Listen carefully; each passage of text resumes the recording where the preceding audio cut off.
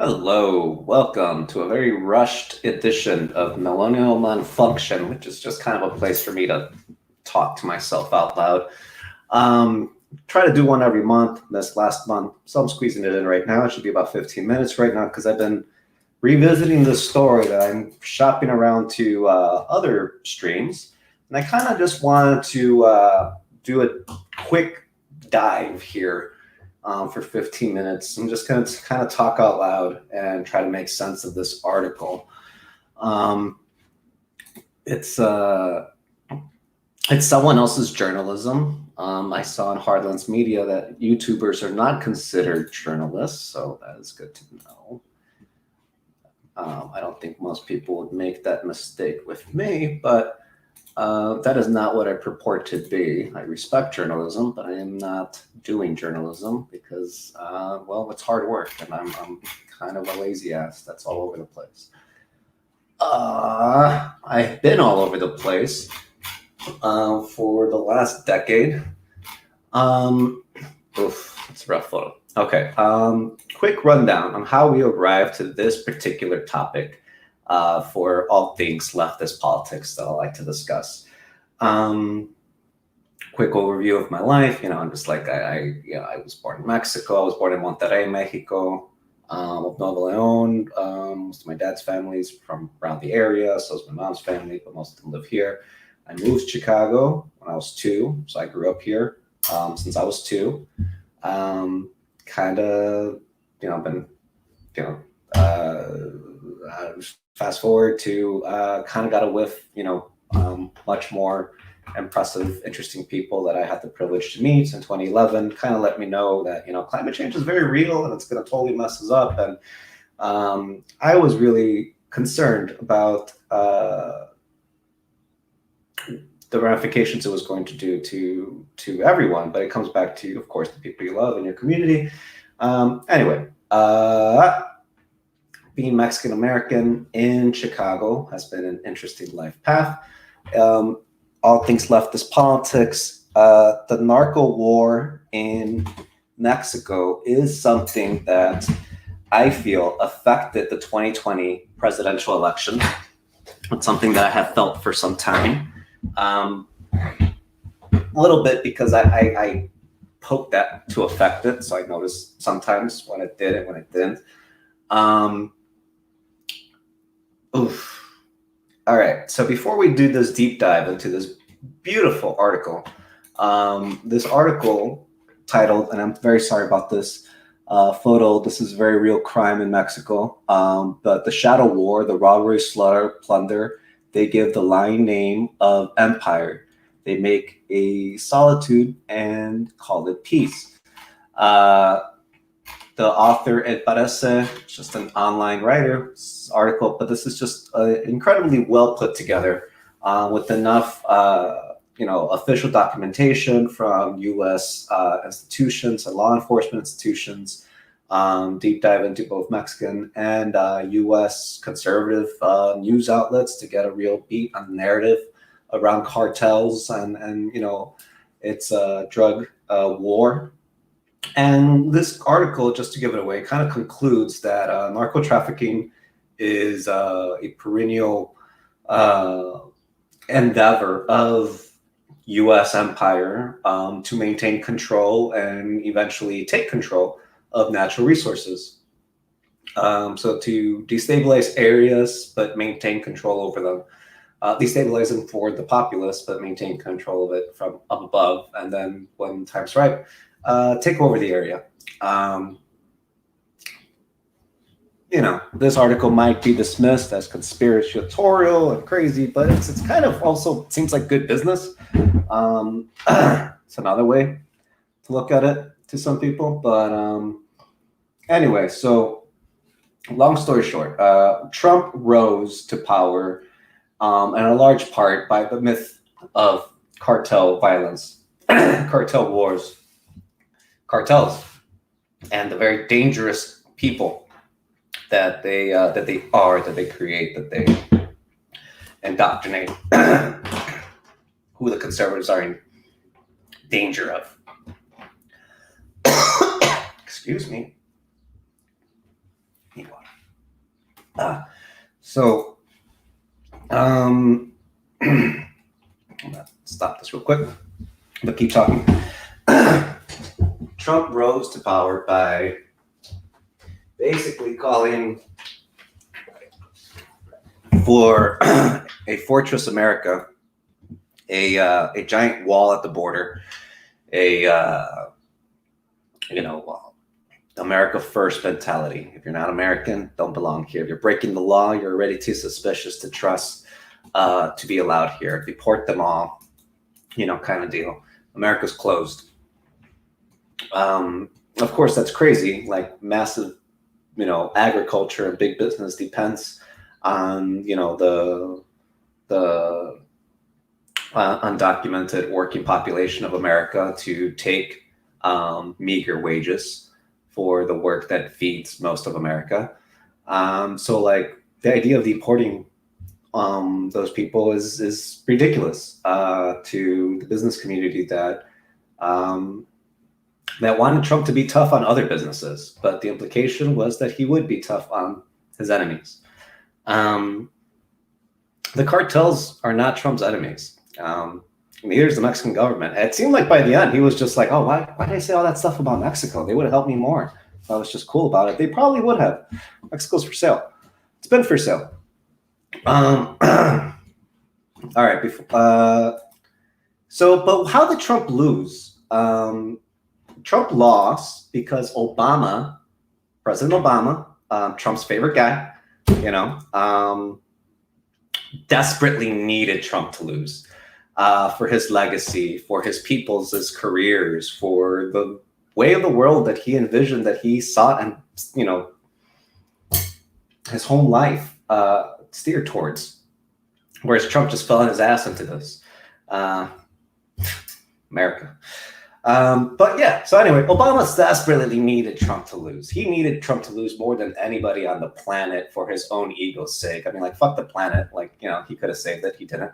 But like, for his own ego's sake in history, Obama desperately needed Trump to lose. And how did he do it? Well, he got a lot of Democrats to sit down after Bernie was just kicking the shit out of Pete Buttigieg, which was great. After he got all of them to sit down, he kept making moves throughout 2020. It was not a one and done. Biden could have still messed it all up. It required a network of people that would have been fine with Trump winning, and seeing it more Obama's way. So one of the things, that was apparent was that Obama became very close to the Bushes, who hated Trump and what he was doing to the Republican Party. And winning over the Bushes, he's also won over a lot of Cheney's network. Dick Cheney's extensive DC network is still probably most loyal to the way Dick Cheney views the world. But you can't be that kind of a person and not have some kind of weird soft spot for George W. Come on. I hate George W. And even I got to be like, oh, that's schmucky guy. Like, doing that, winning over George W. wins over you a lot of fair weather alliances. Obama playing a game like that, how does he get the Latino vote to go for Biden over Trump? Because most of the Mexicans with means and money to play capitalists in America, they don't necessarily always vote Democrat, and they don't really care about immigrants or people that are not them, that have less.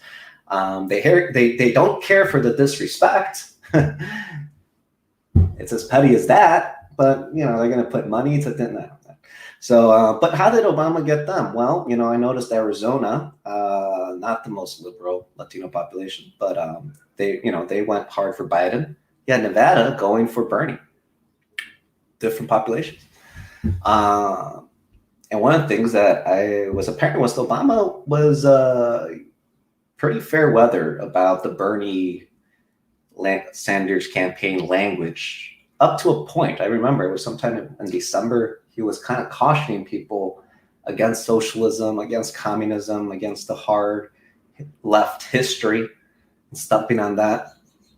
Was that Americans? I mean, was that he doesn't ever seem to be giving anyone any good advice.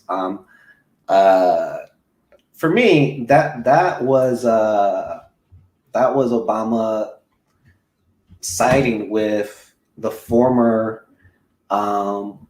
parties of Mexico in PAN, the Political Action Party of Mexico. Man, I know over this place. Let me bring these guys up real quick because they're going to be important to our story. That means I got to put this away. That's thanks. They did a good job with that.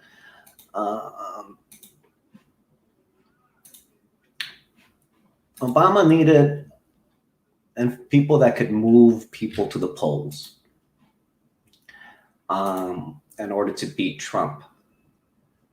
And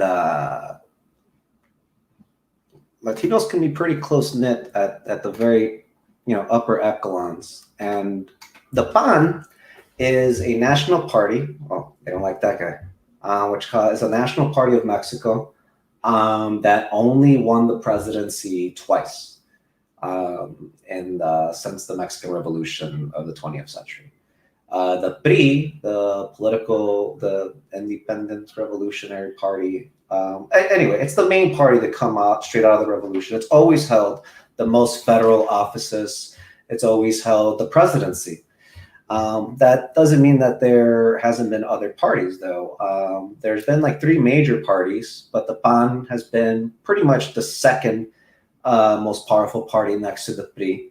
And they only got the presidency twice. First in the year 2000 with candidate Vicente Fox, a Mexican businessman, politician who served as 62nd president of Mexico from 2000 to 2006. Followed by another PAN president and Felipe Calderon. He served from 2006 to 2012. And then he would be followed up by another PRI candidate and Peña Nieto. Now, we're going to do a deep dive over this summer about PAN and Vicente Fox and Chicago. But to get us started, just so that we understand what is the PAN who rose to power just recently after as America was going to reset the world in the 2000s.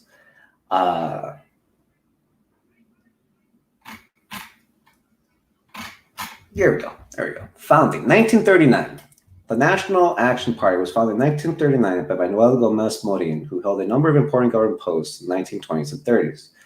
Now, this is why this is important. It was founded by people that were needed to the creation of a permanent political party rather than a ephemeral organization to oppose the expansion of power by the post-revolutionary Mexican state. It's already opposed to basically the endeavors of the Mexican Revolution. When Gomez Morin was rector of UNAM between 1933 and 1935, the government attempted to impose socialist education and defending academic freedom. Sure. Gomez Morin forged connections with individuals and groups that later came together in the foundation of the PAN in September 1939. The Jesuit student organization, Union of National de Estudiantes Católicos, provided a well-organized network of adherents who successfully fought the imposition of a particular ideological view by the state. All right, I mean, they did that with their ideological view, but I mean, all good stuff so far. Gomez Morin was not himself a militant Catholic, but he was a devout believer who rejected liberalism and individualism. In 1939, Gomez Morin has a significant number of unique leaderships that came together to found PAN. PAN's first executive committee and committees of political action and doctrine also had former Catholic student activists, including Luis Calderon Vega, the father of Felipe Calderon, who became president of Mexico in 2006. PAN's doctrine of national action was strongly influenced by Catholic social doctrine articulated in Rerum Novarum and Quadragesimo Annum, and rejected Marxist models of class warfare. So they're basing their shit off of Italian literature from 1891 and 1931, and this literature explicitly calling out Marxism as a project. The PAN's newspaper, La Nación, was founded by another former UNIC member, Carlos Septino Garcia. All right. Blah, blah, blah, blah. Like, I don't think that there's a lot of PAN members that actually give a shit about a lot of this, to be perfectly honest. I don't think Vicente Fox is one of them. I do think Felipe Calderon is one of them. Is why in 2008, Felipe Calderon will launch the cartel wars that are now famous and we're all embroiled in.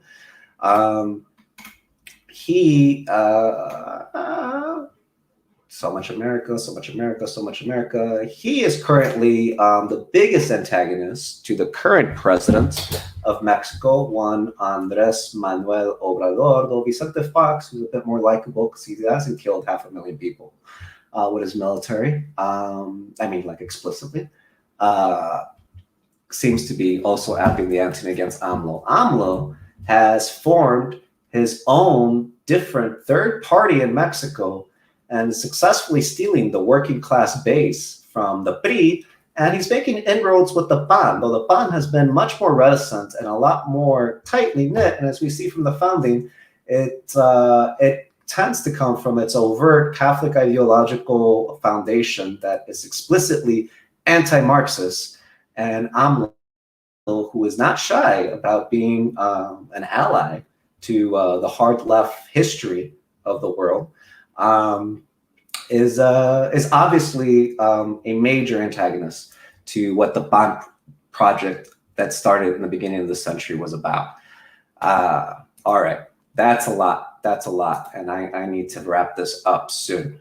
So we are going to revisit this again. But obviously, if Obama needs Mexican allies to help him move swing states away from Trump, he is not going to be stumping with Bernie Sanders' socialism and or any of the other candidates.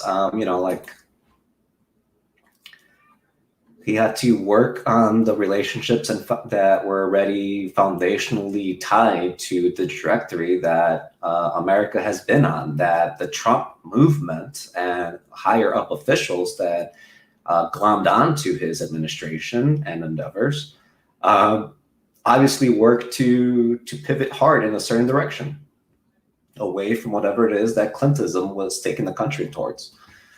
All that leads us back to this wonderful article that I just stumbled upon and keep coming back to, because in its density, it does create a clear picture of what Mexico's history during my lifetime has been. And in understanding that, we can understand the ramifications that this could mean for the US left. Everything geopolitical outside of the US borders becomes an issue for the American left that seems to be in a nascent stage of this online internationalism that has great promise if it maintains rooted in internet culture to adhere to a kind of internationalist solidarity and understanding with one another.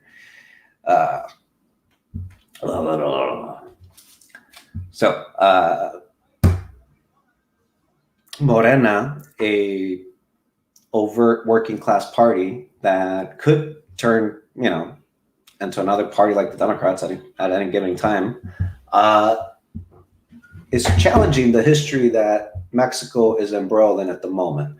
I don't know enough to about Mexican politics. If you are a commentator on Mexican politics, in my experience, they tend to have plenty of PhDs and histories and focused on one period of time and one geographic area about specific issues because it's that dense. But all the same, for a quick overview, just about the dynamics around Northeast Mexico. In the 1980s, a U.S. Department of Energy, they published a paper on the implications of Mexico's energy resources for U.S. policy. in 1980s and beyond. The paper assessed that Mexico will be one of the world's major sources of oil and natural gas, exceeded only by the US and Soviet Union, Saudi Arabia, Iran, and possibly Iraq and Kuwait. Acknowledged that Mexico's resources were crucial for meeting US energy needs. So 1980s, Reagan administration, Mexico gets put on the map as a crucial component of the US's energy needs moving into the future. The survey concluded that giant natural gas, coal, oil deposits were present in the Burgos and Sabinas basins in Chihuahua, Coahuila, Nuevo León, and Tamaulipas. This 1985 report, and there we can see those natural gas deposits. The technology wasn't around then, but we would know it later as fracking. Will come to pass, and all of that energy, deposits, natural resources are just sitting there to be extractivated. I'll practice that word,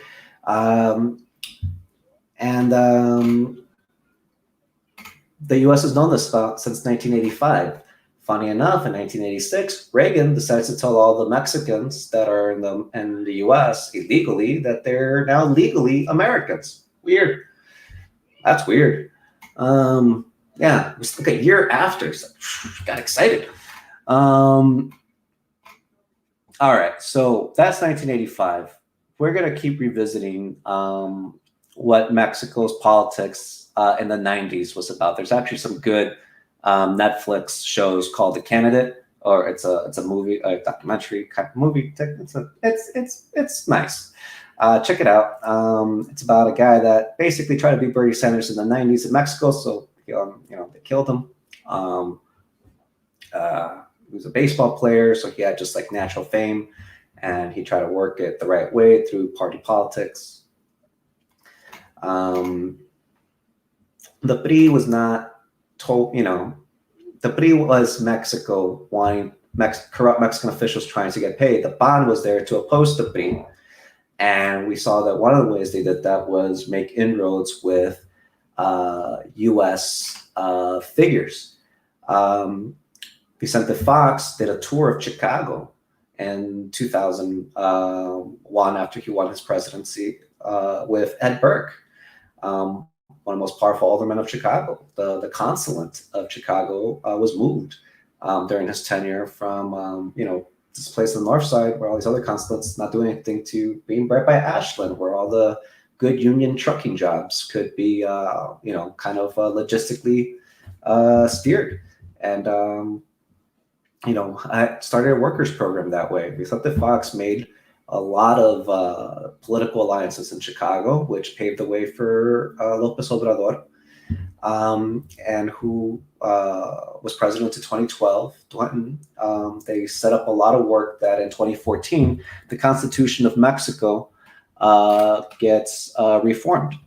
And in reforming the Constitution of Mexico in 2014, Pemex, it's a Mexican oil corporation, acquires an energy grid monopoly. Now, this is then proven to have been possible through bribes at the highest level.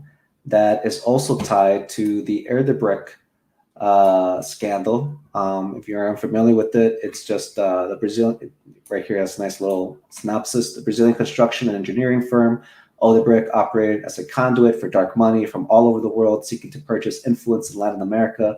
According to 2016 U.S. federal indictment, Odebrecht even had a dedicated bribery department called the Division of Structured Operations. Now, this had far reach into politicians throughout Latin America and the Caribbean have been implicated in the scandal. In Mexico, the Odebrecht bribery scandal led to the arrest of former president of Pemex, Emilio Lozoya, in 2019. In 2020, Lozoya was extradited to Mexico to face charges related to bribery, money laundering, and other criminal activity. There's always other criminal activity, but they always lead with the money part. It's like, how dare you insult us with this money? Okay, but then, Lozoya case has rocked the political establishment in Mexico with testimony implicated, among others, former President Felipe Calderón and Enrique Peña Nieto, different parties. Peña Nieto's campaign manager, Luis Videgaray, and who allegedly orchestrated bribes to legislators in exchange for energy reform as part of the 2012 Pact for Mexico, which the Wall Street Journal described at the time as how Mexico ended political gridlock. Sure, they just all had to sell out. Totally easy. They just had to also first make sure they actually were going to get paid. But one of the legislators named in Lozoya's testimony for allegedly accepting bribes in exchange for energy reform was former National Action Party Senator and current governor of Tamaulipas, Francisco Garcia Cabeza de Vaca. This guy. So brings us back to PAN as a political party. They, we know political parties are just, corrupt endeavors. PAN came from the Catholic Church. Cabeza de Vaca is a PAN governor, former state senator, who helped MX acquire a monopoly in the exact area and one of the most places that's seen the most violence, kidnappings in Mexico, cartel violence in the area. And here's a quick synopsis of Cabeza de Vaca. Cabeza de Vaca has allegedly been corrupt for most of his political career, according to testimony from Antonio Peña Arguellas, alias Angeles, a former money launderer for the Zetas drug cartel and protected witness for the Drug Enforcement Administration, the US federal case in the Western District of Texas. Cabeza de Vaca has been compromised by organized crime since at least 2004, and when he accepted $500,000, $500,000 from the Gulf cartel for his campaign for mayor of Reynosa. This is testimony from someone that's compliant with U.S. law enforcement. From here, Paressa takes us through a great synopsis of Los Zetas, kind of how they came about. These were highly trained enforcers. Los Zetas were highly trained enforcers for the Gulf cartel made up of supposed deserters from the Mexican special forces known as the Grupo Aeromóvil de Fuerzas Especiales, or GAFs. The GAFs were formed in 1986 as a quick elite reaction force specializing in counterinsurgency and unconventional warfare. When the North American Free Trade Agreement went into effect in 1994, the GAFs got their first combat experience in the brutal fight with leftists, Ejército Zapatistas de Liberación Nacional, and ZLN in Chiapas, Mexico. R.I.P. Zapatistas. According to reporting by Carlos Marin, the Army deployed GAFs to Chiapas to create paramilitary forces and displace populations in order to break the population's will to resist and disrupt their support for the EZLN, an approach which would be used against organized crime years later. That's Mexico. Jeez. Some of the original members of the Zetas reportedly trained by the U.S. at the notorious School of the Americas, although conflicting accounts exist about exactly who, where, and when, and with some sources like the Federal Bureau of Investigation claiming they were trained at Fort Benning, and others like the former Special Forces commander claiming the GAFs trained with the Army's Green Berets at Fort Bragg. All they know is that these are people that work in security. These are military-adjacent people that get training directly from U.S. training schools. Then that they impart again, into their operations. So spooky. A classified 2009 memo from the U.S. Department published by WikiLeaks claimed that their own incomplete official records found that none of the known Zetas had ever participated in U.S.-funded training programs using their real names, but acknowledged that other intelligence sources indicated that one former Mexican military officer trained in the U.S. was forcibly recruited by the Zetas. According to Lieutenant Colonel Dreher, U.S. Army retired former academic dean at the Center for Hemisphere Defense Studies, the intellectual center of gravity for U.S. defense policy in Latin America since 1997, it was likely that more than 500 GAFs trained with the U.S. with the 7th Special Forces Group, nicknamed Snake Eaters. Cute. So between 1996 and 1999, 3,200 Mexican soldiers, including at least 500 GAFs, were reportedly trained by the U.S. military and special forces to counter narcotics for fighting on behalf of the post-Cold War U.S. national security agenda. and what is often framed as an ironic consequence of the corrupting influence of the cartels, the training from the U.S. and Mexican special forces diffused into the service of one of Mexico's oldest drug trafficking organizations, the Gulf Cartel. Government decides to, they don't need a program anymore. They don't need to be paying special forces people for an insurgency in Mexico that was one and done and quick and over. Well, those guys are specialized in certain kind of work. Cartels had money to hire them. Spooky. So that's Mexico. That's the Wild West of Mexico. That's the synopsis there.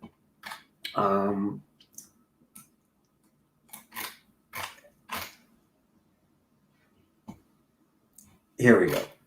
Sorry. According to 2000, leaked 27 diplomatic cable reportedly from U.S. consulate in Matamoros, the Drug Enforcement Administration obtained statements alleging that Cabeza de Vaca had funded Felipe Calderón's presidential campaign with drug money from the Gulf Cartel, the criminal organization who supposedly recruited the Zetas.